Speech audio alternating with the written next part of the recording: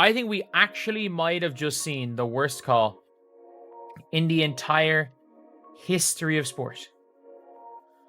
And, like, this is a shock that it is actually not DiJonai Carrington committing a flagrant foul. DiJonai Carrington got flagrantly fouled. DiJonai Carrington stands exposed as one of the WNBA's most polarizing figures, and a recent incident in the Dallas Wings' pivotal clash against the Golden State Valkyries has irrevocably reshaped her image. After weeks of being at the epicenter of league controversy, Carrington unexpectedly found herself on the receiving end of a brutal reckoning, a twist of fate so perfectly timed it feels like a script written for maximum impact. What truly transpired on that court, and why has it sent shockwaves through the league's most fervent fan base? The layers of this story run far deeper than just a single game. DiJonai, DiJonai, you're always in a dirty play. DiJonai, DiJonai, once again, here we are today. Oh. For months, a quiet whisper circulated among league insiders.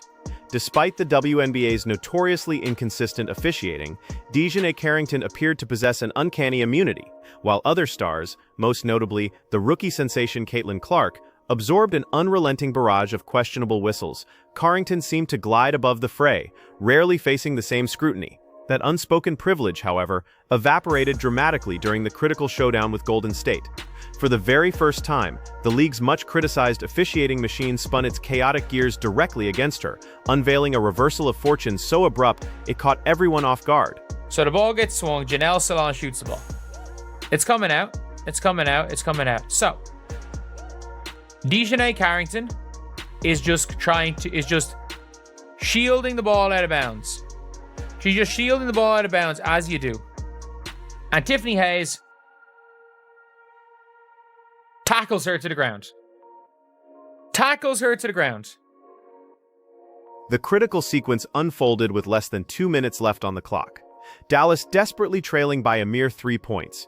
As a deep shot from Janelle Saloon caromed off the rim, a desperate scramble for the rebound ensued. Carrington, ever the strategist, shrewdly tracked the loose ball, electing to allow it to roll out of bounds, securing possession for her team. It was a veteran's maneuver, a high IQ play designed to preserve crucial time, yet, in the blink of an eye, the game's fate veered violently off course. Tiffany Hayes, charging down court with uncontrolled force, delivered a blindsiding impact from behind, sending both players crashing hard to the hardwood. Every observer understood. This was a textbook foul on Hayes, reckless and undeniable. Hayes does not look nor play like she's 35. Okay, she be bringing it to them girls each and every night. She got that, acting like that face harness, okay, like to protect her face, her eyes, her nose, whatever that is. She be look like a dominatrix to me. I'd be like, bro, who is that? She looks like, it's giving Scarecrow. Or like a Black Raven vibe, okay, like a hawk. And she looks like a bird of prey, okay? And that's how she plays. She plays like a bird of prey, while the other girls on the court are just worms to her, okay? They are bird food, because she be cooking and eating everybody. But then, an astonishing decision. Somehow, against all visible evidence, the official's whistle shrieked, inexplicably pointing directly at Carrington. Let that sink in. The very player who had pulled back from the play, feet planted, a passive bystander to the collision, was inexplicably penalized. The sheer illogic of the ruling triggered immediate, collective disbelief throughout the arena and across social media. Even those who consistently rooted against Carrington found themselves utterly bewildered, left questioning the fundamental understanding of basketball rules among the league's arbiters. This wasn't merely a bad call, it was a surreal moment that defied any rational explanation. And was able to draw a foul. I'm like, what is this? I mean, she almost deleted freaking DiJonai. I thought, like, I was really gravely concerned for DiJonai Carrington's life and health. I'm like, did y'all not just see Tiffany Hayes just throw her body up against her and slam her to the ground? This is crazy. Literally slammed her. DiJonai Carrington got pushed into a freaking old white man's lap because of Tiffany Hayes jumping on her like she ain't got no sense. Here's where the narrative takes an unprecedented turn, revealing the raw truth behind public perception. Ordinarily, such a flagrant officiating blunder would ignite a firestorm of protest from the league's devoted fan base, rallying en masse to defend the wronged player and demand immediate accountability. But this was no ordinary player. This was DiJonai Carrington. And the immediate outpouring from the community wasn't indignation. It was a startling wave of validation. The digital landscape exploded with unfiltered, often brutal commentary, sending an unmistakable message in the eyes of the public she had finally received her long-awaited comeuppance. Skylar's going down for a fast break layup. DiJonai winds up and smacks her across the head, and Skylar is on the ground having a hard time getting up. But this was something where people are saying, okay, DiJonai, this is happening a little bit too much for my liking. These hard fouls, these reckless plays are happening a little bit too much. And I want to show you guys one more play that was also in that game that actually injured Gabby Williams. Now, if you watch here, Gabby Williams is going up for a little mid-range jumper. DiJonai jumps to try to block her, and she comes down to where Gabby Williams doesn't have enough landing space. So she lands in her landing space, and then Gabby Williams rolls her ankle. The digital forums, far from offering solace, erupted in a chorus of unadulterated jubilation. Fans, fed up with Carrington's perceived history, from the infamous eye poke on Caitlin Clark to a litany of dubious fouls and unapologetic instigation, finally witnessed their antagonist on the receiving end of a palpable injustice. Social media feeds brimmed with exclamations like, "It's about time," or "This is her dose of reality." The collective sentiment was clear. The player who had seemingly operated above the rules was now tasting the very medicine she'd dispensed. It became a rare, visceral moment in professional sports where consequence wasn't just observed, it was a force multiplier, crashing down decisively on a player's entire public persona. That call on DiJonai when Tiffany literally flew over her, wild. And then if you saw Paige's face when it was like, I think like 55 seconds left on the clock or something like that, and the coach was like giving them the next play. The unprecedented uniformity of the public's response transcended mere commentary. It became a story in itself, despite the undeniable evidence of Carrington being the clear victim of an egregious officiating error. The overwhelming sentiment was one of stark indifference. Insiders confirmed the league's most vocal supporters had already cast their judgment, solidifying a narrative forged over seasons of controversial conduct. This incident underscores a brutal truth. When an athlete cultivates a public image rooted in unsportsmanlike behavior and borderline tactics, the reservoir of goodwill quickly evaporates. Even when victimized by undeniable injustice, no one rushes to their defense. Their established reputation becomes their undoing, a self-fulfilling prophecy played out on the grandest stage.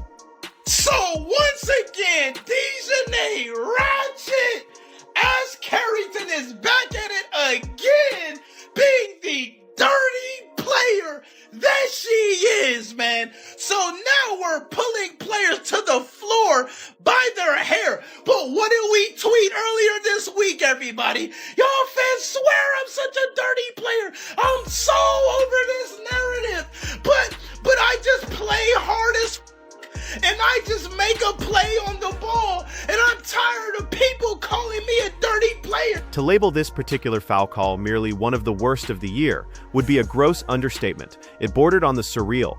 Carrington's actions were textbook defensive positioning. She strategically withdrew from the rebound scrum, remained grounded, and initiated zero contact.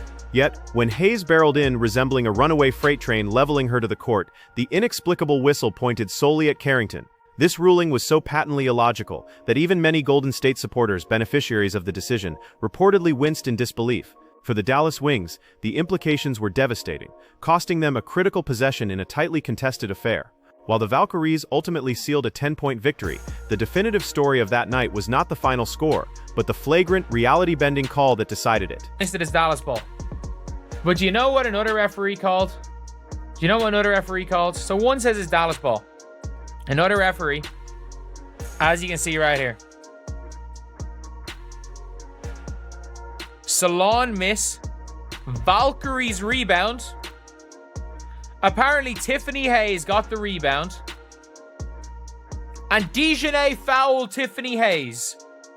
Apparently, Tiffany Hayes got the rebound and got fouled by... The profound irony of this entire spectacle is undeniable. This is the very DiJonai Carrington, who for an entire season has seemed to operate in a disciplinary vacuum. This is the player whose notorious eye poke on Caitlin Clark, broadcast nationally, inexplicably resulted in no technical foul, no suspension. Reports indicate a pattern: flagrant fouls mysteriously downgraded, heated altercations requiring official intervention, yet a consistent evasion of meaningful league discipline. Now, after months of dishing out controversy with apparent impunity, she was finally forced to swallow her own medicine. and on one of the most game-altering possessions of the entire evening. The universe, it seems, has a dark sense of humor. As everyone else has seen this angle. I'm calling her in, and I'm saying to her, I need answers. The deeper implications make this incident even more profound. This was no inconsequential mid-season skirmish. Dallas was clinging desperately to playoff aspirations, every victory a lifeline. That indefensible call, the moment Carrington was astonishingly penalized for merely existing on the court, directly triggered a seismic shift in momentum, enabling Golden State to seize control and ultimately secure the win. Her team bore the brunt of a reputation she had meticulously cultivated. For months, Carrington navigated the league with an air of untouchability. But on this pivotal night, her protective shield shattered. Officials didn't just withdraw their unspoken protection, they actively turned against her. The same flawed officiating system tormenting stars like Caitlin Clark all season finally, and ironically, targeted one of the league's most contentious figures. Is this? Look! Pulling players to the floor by their hair is not making plays on the ball. This is not basketball. WNBA. When is she gonna get fined, suspended, or kicked out of the league for this reckless behavior? This is the fourth incident. The Lynx incident, taking out Ariel Atkins, taking out Skylar Diggins, and now the LA Sparks. When is it gonna stop, man? When is accountability gonna be taken for her being the dirty player and ratchet that she is? Typically, when a professional athlete falls victim to a clear officiating error, there's an immediate surge of solidarity from the broader basketball community. Social media platforms light up with fan outrage, and analysts dissect replays to expose the undeniable injustice, transforming the wronged player into a symbol of the league's pervasive officiating crisis. But for DiJonai Carrington, the silence was deafening. More than mere silence, it was an overwhelming, almost gleeful consensus. She brought this upon herself. This chilling lack of empathy speaks volumes about the scarcity of goodwill Carrington has cultivated across the WNBA. When a player's misfortune elicits more entertainment than outrage over a blatant error, it signals a deeper problem. It means a player has irrevocably cemented themselves as a league antagonist, and simultaneously, it reveals a worrying erosion of fan trust in the WNBA's commitment to consistent fairness. And she ends up getting Shepherd in the face, the nose. I don't know which takes precedent. Oh, see, it's the hit the ball and then it's the pull back. They're showing it on the Jumbotron at a different angle that sort of looked like, watch after Carrington goes for the block, watch her pull back right here. And that's the part that I don't know if you separate that. Do you separate that? The uncomfortable truth demands acknowledgement. Genuine sportsmanship dictates that fans should decry a blown call, irrespective of the player involved. For the WNBA to command respect and legitimacy, it must operate on the bedrock principle that justice is paramount, even when the wronged party is an unpopular figure. Carrington's recent experience, however, starkly illustrates how far the league is from this ideal. Instead of clamoring for improved officiating, many fans reveled in what they perceived as a long-overdue comeuppance, signaling a profound systemic malfunction. Carrington has become an unwitting vessel for years of accumulated fan frustration, not merely due to her aggressive on-court antics, but largely because of the league's conspicuous reluctance to enforce accountability. Her often reckless and borderline dangerous playing style has in effect made her the undeniable face of the WNBA's most critical cultural failing, the pervasive absence of meaningful consequences. When the league permits such a reputation to fester, it should hardly be surprised when audiences prioritize perceived karmic balance over fundamental fairness, a phenomenon deeply unhealthy for any professional sport. It doesn't matter how many times DiJonai Carrington wants to get on her social media and want to claim that she's the victim and that she's not a dirty player. The league has rescinded fouls. Yeah, the league's rescinding flagrant fouls on you because it's run by a bunch of cowards. They're flagrant fouls. They're dirty plays. They're trashy plays. Someone's going to get very physically injured. At this point, DiJonai Carrington, forget about it. You won't beat. From a pure basketball standpoint, this incident raises enormous red flags regarding the integrity of competition. When a critical playoff race can be directly influenced by an officiating blunder of this magnitude, the foundational trust in game outcomes crumbles. the notion that wins and losses hinge not on superior talent or strategic brilliance, but on arbitrary officiating errors, irrevocably jeopardizes the WNBA's entire legitimacy. If the league genuinely aims for mainstream growth, such fundamental flaws are simply untenable. That singular moment, when the fan base collectively shrugged off a blatant foul call due to their personal animosity toward the player, transcended mere viral reaction. It was a potent warning shot. The WNBA's credibility now hangs precariously in the balance, a truth that insiders universally acknowledge. So where does DiJonai Carrington go from here? This wasn't merely a blow to her public image, it was a seismic turning point. While critics might revel in the poetic irony, it doesn't diminish the grave concerns surrounding her perception within the league. Fairly stated, Carrington possesses legitimate skill, her Most Improved Player award wasn't happenstance, and her defensive prowess is elite. Yet all this tangible progress is being suffocated by the incessant noise of her controversial behavior. When even your most ardent supporters cannot defend you during an undeniable officiating gaffe, it signifies a profound problem. Carrington's only viable path forward must begin with an uncompromising self-assessment, recognizing that her contentious reputation is now actively undermining her athletic prowess. Like, that is the worst call I've ever seen in basketball. That is actually the worst call I've ever seen in basketball. She just jumped through her. Like, she knew. Like, it is what it is. People will shield or get in the way of the ball and stand there. She just jumped over the back. Worst case scenario, it's an over the back foul. Worst case scenario, it's an over the back. Like, it is at least a foul on Tiffany Hayes, if not a flagrant. The WNBA, too, must absorb the harsh lessons emanating from this chaotic episode. There are undeniable truths that the league can no longer afford to ignore. Firstly, the officiating crisis has reached a deafening crescendo. While erroneous calls are an unfortunate reality in any sport, their consistent impact on crucial moments, particularly when they appear to deliberately target or shield specific players, is an existential threat. A professional league cannot sustain such a profound level of inconsistency and legitimately expect public respect. Secondly, the league's disciplinary framework is fundamentally broken. Carrington's contentious image did not emerge in a vacuum. League executives for too long permitted eye pokes, flagrant impacts, and post-game antics to go unchecked. Had the WNBA intervened decisively and enforced rigorous standards from the outset, this entire PR catastrophe might never have escalated. Finally, the trust deficit with its audience has reached alarming levels. Fans are increasingly convinced that competitive integrity is compromised. When the satisfaction of perceived poetic justice eclipses the demand for equitable officiating, the league faces an undeniable crisis of faith with its most dedicated viewers. Will not. Of course they're rescinding the fouls. That's what this league does. All right? Look, people can tell the difference between physical play and dirty play. And now there's a laundry list of evidence. Look, at this point, DiJonai Carrington should have been suspended, fined multiple times over. Of course they won't. Now we're gonna hit you with a flagrant, and then behind the scenes we're cool. We're gonna rescind. The towering presence of Caitlin Clark casts a long shadow over this entire drama.